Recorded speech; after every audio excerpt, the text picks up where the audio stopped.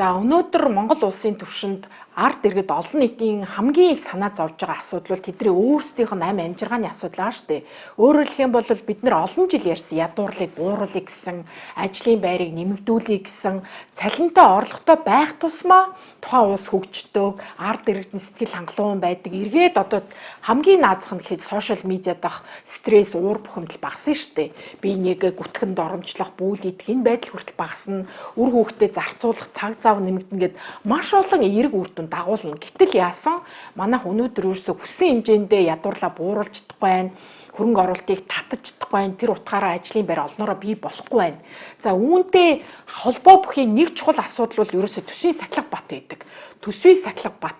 Өөрөөр хэлэх юм бол нэг талдаа бизнес эрхлэгчдэд дэмжих ёстой. Бизнес эрхлэгчдийнхаа өмнөр төр орж болохгүй, төр хэтэрхийд анхаахгүй.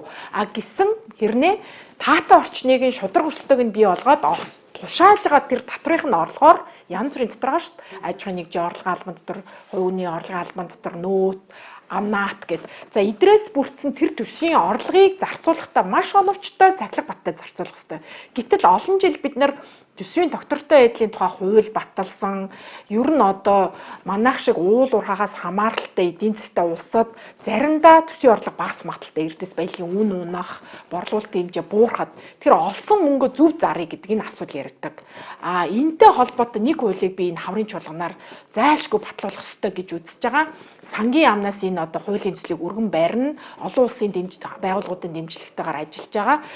Энэ улсын одоо хөрөнгө оруулалтын удирдлагын тухай хууль гэдэг нь ерөөсөө л энэ төсвийн орлогыг хөрөнгө оруулалтын шийдэхдээ хэрхэн яаж одоо хөрөнгө оруулалтын төслүүдийг хүртэл хэмжээгээр нь ангилах гэж байна. Дөрвөн янз. Одоо оруулах гэж байгаа, зарцуулах гэж байгаа, зарцуулалтын хэмжээнээс хамаарат.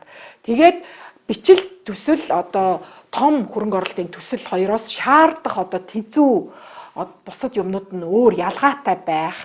Тэгээ тендер зарлаад тэр тендерийн ялагчийг тодруулах хүртэл энэ хооронд хугацаа алдахгүй байх. Нэгэнт одоо тухайн ажлыг хийн гэд авсан аж ахуйн нэгж хугацаанда сунжруулахгүйгээр зарлыг нэмэхгүйгээр одоо энэ ажлынхаа гүйцэтгэлийг чанартай хийх гээд маш олон асуудлуудыг энд тусгаж байгаа. Тэгээ нөгөө талдаа бас тухайн хөрөнгө оруулалтын их усруудыг зөв ангилаад маш одоо өгөөчтэй зарцуулах асуудал хүртэл орж байгаа. Үнэхээр бид нэр төр зуурын буюу зуурдын биш үүрдийн буюу тогтвортой юм хууль эрхцэн орчныг маш оновчтойгоор бий болгох хэрэгтэй. Энэ дээр одоо анхаарч ажиллаж байна.